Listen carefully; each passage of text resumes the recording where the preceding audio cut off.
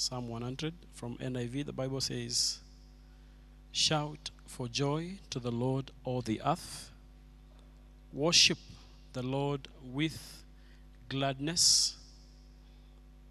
Come before him with joyful songs. Know that the Lord is God. It is he who made us, and we are his. We are his people, the sheep of his pasture." Verse 4, "Enter his gates with thanksgiving and his courts with praise. Give thanks to him and praise his name.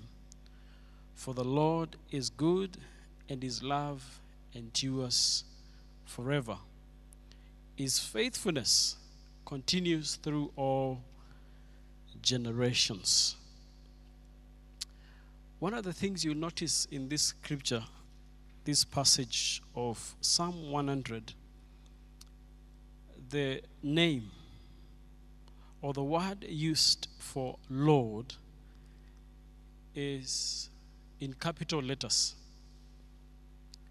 And that's something for us important to note. Unlike many other verses that are in the Bible, you notice that shout for joy to the Lord, worship the Lord, know that the Lord. Then verse 5 says, "For the Lord is good," making a distinction of the Lord or God that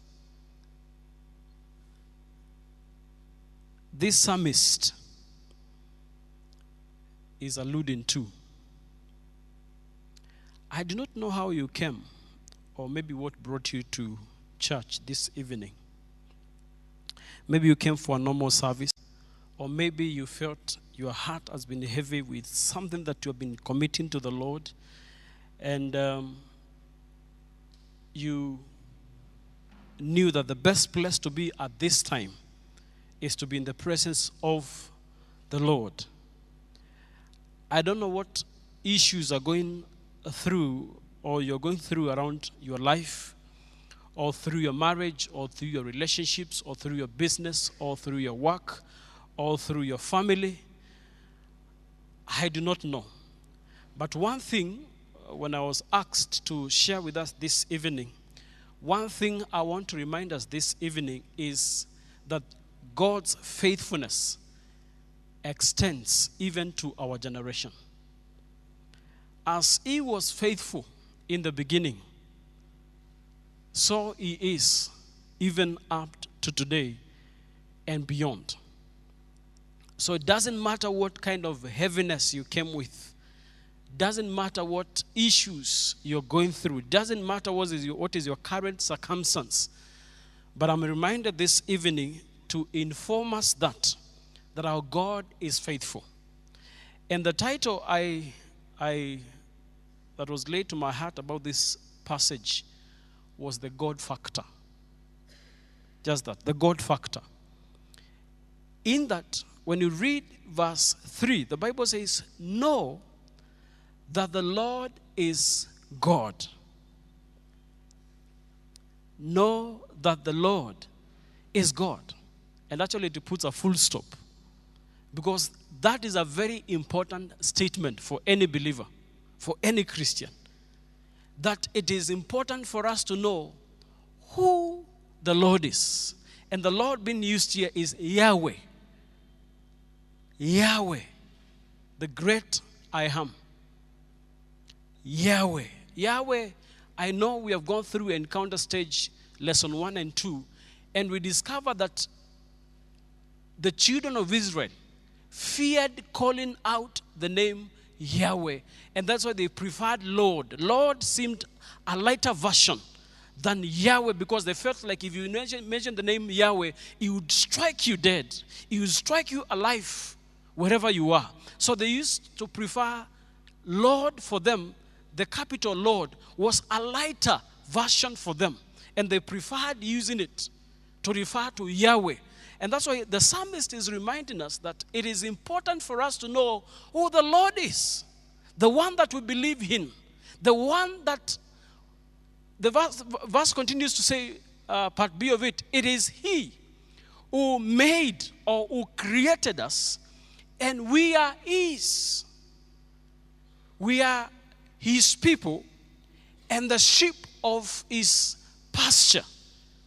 So knowing the Lord, or rather the God factor in our life, makes all the difference. We may be going through situations and circumstances. We may be going through circumstances that are so heavy and difficult. But one thing makes all the difference.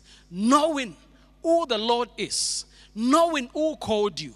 Knowing who made you. Knowing who created you makes all the difference. And that is what gives us hope and faith and encouragement to know that as long as He lives, I can face tomorrow. Because His name is God. He created everything. He has the power over everything. He made everything. The Bible says in John chapter 1 verse 3 that in Him all things were made, and nothing was made without Him that was made. So His name is God. So knowing God makes all the difference in our lives. No matter what you're facing through in your family, in your own personal life, in your relationship, in your marriage, in your business, at your workplace, the only thing that will make difference in your life is knowing who God is the knowledge of God. And the knowledge of God here means that it is important for us to acknowledge His status. It is important for us to accept His authority, that He made all things. He has a command over anything. He made and commanded through the staff of Moses, and He made a dry ground and a dry path for the children of Israel to walk through. Praise be to the Lord. So it is important for us to know who God, or which God are we dealing with, or whom should we believe in. And it is the same way that Elijah calls an assembly in 1 Kings chapter 18 from verse around 10 there, and calls an assembly and tells them, instead of us dilly-dallying, which God should we worship, whether the God of the Baals or the God of Moses, let us do this thing once and for all. And he calls this assembly and tells them, bring sacrifice, bring bulls, cut them down, the Baal prophets, and prepare an offering for your God. And let's see. But one difference made, the only thing was they were not supposed to lit fire on the sacrifice. They were supposed to call on their God to prove, where do you stand? Are you on the side of the Baal gods, or are you on the side of Jehovah, Yahweh, whom Psalm 100 verse 3 is calling us to know the Lord, know the Yahweh that we worship. And so Elijah calls this assembly and tells them, yes, prepare the altar, prepare the sacrifice, cut it into pieces, and call out on the name of the Lord. And they did throughout the day. Midday, he had not answered. 6 p.m. in the evening, he had not answered. And so when they felt that their God had not worked, they began to cut themselves. And they bled all over. And Elijah told them, okay, let me set up for my God. And he prepared an altar for his God, Yahweh. And after preparing the altar, he set up the sacrifice. And he told the people, please pour drums of water, so that you may not doubt that my God is able to produce fire even where there is water. When we know so well, when you pour water on fire, the fire goes off. But Elijah tells them, in fact, pour drums of water on the sacrifice, so that none of you will be living here doubting who God, my God, Yahweh is. Pour water on it. And they went ahead and poured water on the sacrifice. And Elijah just stretched out his arms and called on the Lord who makes all difference in life. Elijah called on the Lord who makes all things work. Elijah called on the Lord that Daniel chapter 11 verse 32b says, if you know those who know their God, they shall do great exploits. So Elijah called on this God who makes all difference in life. Elijah called on this God who made all the difference at that moment. And God answered by fire. And the Lord I want to introduce to us this evening, in your situation and whatever thing you're going through this evening, his name is Yahweh. And my reminder to you is, just know who you worship. Just get to know who your God is. Praise be to the Lord. Because he makes all the difference. It makes all the difference. And so this psalmist, he begins by inviting us to worship. He says, shout to the Lord. Worship the Lord with gladness. Come before him with joyful songs. But verse 3 matters a lot because, if you don't know God, it is very hard to worship him.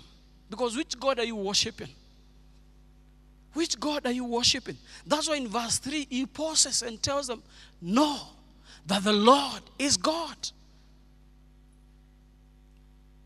Know that the Lord is God. Because it is hard for you to worship someone that you may not know.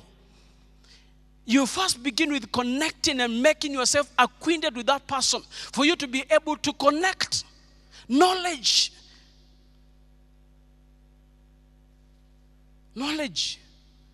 People say knowledge is power. So there is power in knowing him. There is power in knowing who he is. Because it is from that moment you start walking with pride that I'm a child of God. And what is said about me in 1 Peter chapter 2 verse 9 is true. That I know who I am. It is very hard for most of us to sing that song by Sinach.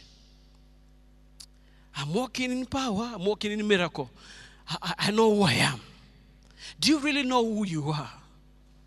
Because sometimes we have allowed situations to appear to be as mountains. And even some of them are taller than our God.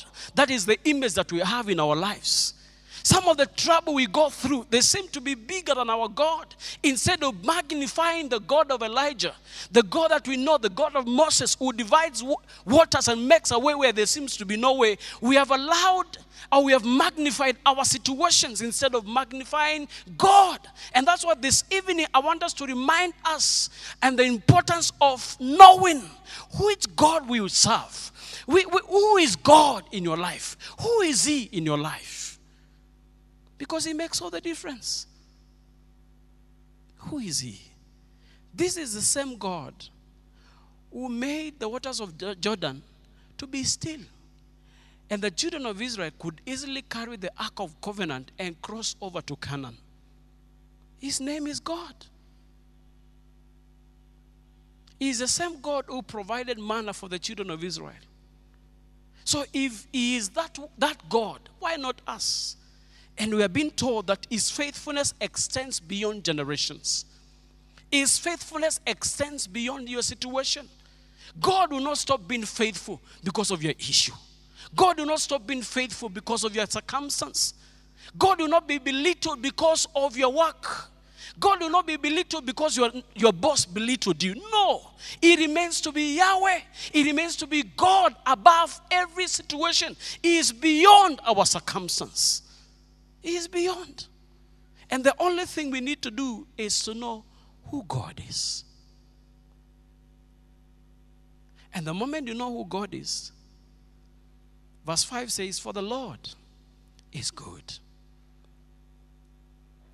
And his love endures forever. Whether in times of trouble or in times of joy, his love endures. His love supersedes even the season of mourning in your life. His love supersedes the difficult situations. The Lord is good. His love endures forever.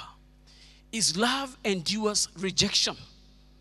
His love endures hatred. His love endures mockings by men. His love endures every difficult situation or circumstance in your life. Then he continues to say, his faithfulness continues through all generations. His faithfulness. One of the things we learned in lesson 1 of Encounter is that God does not become faithful. He had been faithful. He is faithful. He will forever be faithful. So he will not become faithful because of your situation. He is faithful. He is a faithful God. He doesn't become. He is a faithful God. And his faithfulness extends every situation. He is faithful to come through for your situation. He is faithful to honor his promises in your life and over your life. He is faithful to see you through that situation you're going through. He is faithful to answer your prayer. He is faithful to keep his promises. He is faithful to heal your diseases. He is faithful to give you a child. He is faithful to give you a job. He is faithful to give you a spouse. He is faithful because he is faithful. I don't know how else to express him, but he is faithful. I don't know about you, but he is faithful. And that is what the word tells us. He is faithful. Our God is faithful.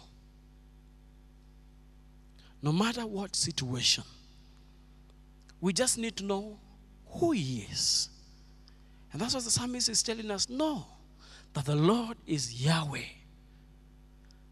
Nothing has ever overcome him. All the battles of Israel, nothing, none of them ever, apart from those that they sinned against God. It is not God who was defeated. It is the Israelites. God has never been defeated by anything. And he will not be defeated because of your situation. You will not be the first one to write the Bible and say, in my situation, he was overcome. No. Because some of the things he did are greater than your situation. And the Bible says in 1 Corinthians chapter 10, verse 12, that your situation is not beyond that which is common to men. So the things you're going through, there are others, whether in the Old Testament or in the New Testament, there are others who have gone through the same situation. Whether it is a temptation or whatever it is not that which is not common. It is common and God knows about it. And verse 13 finishes by saying, and God shall give you a way of escape. That means that the Lord will provide a way out for your situation. I don't know how long you have been waiting upon the Lord about that issue. But I want to remind you that God will give you a way out. If he did it for others, he can do it for you. If he opened the dry ground for the children of Israel, he can make a way where there seems to be no way. Maybe you are locked up in one place and you are wondering, how do I go out of this place? Or where else do I go? I want to remind us and encourage us this evening that God will make a way and he will bring a way out in your situation. If he did it for others, he will do for you today. Praise be to God. Even if it is sickness, you're not the first person to be healed of the Lord. He has done it in the Old Testament. He has done it in the New Testament. He has done it in our generation. He shall do it for you. Because the Bible says, by his stripes we are healed. We are already healed even before we ask. Because the Bible says, before we ask, I shall answer. Praise be to the Lord. So mind this evening, just an encouragement, brethren, that no matter what you're presenting before the Lord, know that he is God. And if he is God in your life, then there's nothing to defeat you. There's nothing to succumb you. There's nothing to overcome you.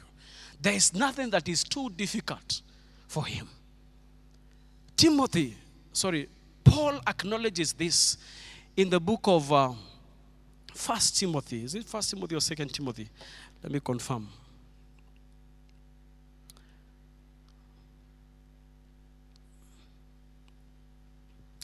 First Timothy chapter 2 verse 12.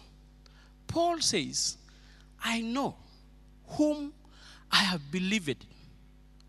I know whom I have believed in. And I know that he is able to take care of that which I have committed unto him. Paul, he says, I know. So knowledge about who God is in your life is very critical as a believer. Because it is the same knowledge that will give you the strength to overcome demons. Because if you don't know the kind of person you are in the eyes of God, if you don't know the God who takes care of you, if you don't know the God who created you, it is very easy for you to start running away when you hear demons. But the moment you know who God is in your life, you stand and fight. Because you know, like 1 Kings chapter 6, what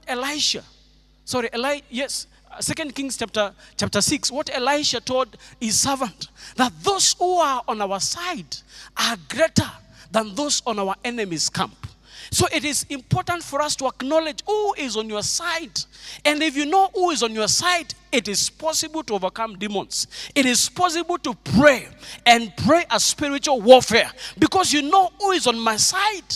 Praise be to the Lord. And that's why David in the book of First Samuel, David knew who was in his side. And that's why instead of using spears and guns and machetes, David only took a sling, just one sling, because he knew who was in his side. He knew, I have God, you have the machete. I have God, you have the spear.